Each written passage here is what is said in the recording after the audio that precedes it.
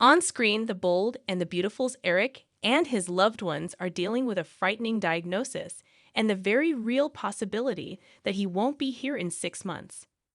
Our big hope, though, is that no matter what happens, it'll draw the Forrester family together much the way Stephanie's passing did all those years ago.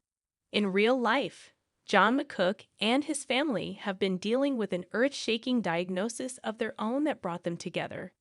It happened, McCook shared, when his and wife Laurette Spang's son, Jake, was diagnosed with schizophrenia. The actor speaks about it a bit in a video he shared on Instagram, saying, "When Jake was first diagnosed with schizophrenia, it was alarming, actually, to Laurette and me as it would be. I think for anyone, there's a stigma attached to the word schizophrenia. And on top of that, there's a very wide spectrum of what schizophrenia means or represents.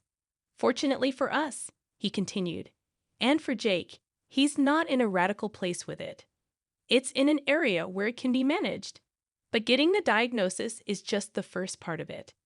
It may come as a shock at first and may need to settle in a bit. But McCook and his family didn't waste a lot of time before trying to figure out how we're going to deal with this. We went to doctors. Some of them were helpful and some of them were not really so. Laurette, and I give her all the credit for this. Laurette took charge of figuring out how we were going to deal with this as a family." Check out the full message below as McCook opens up about the experience, along with the book his wife and son wrote on living with schizophrenia.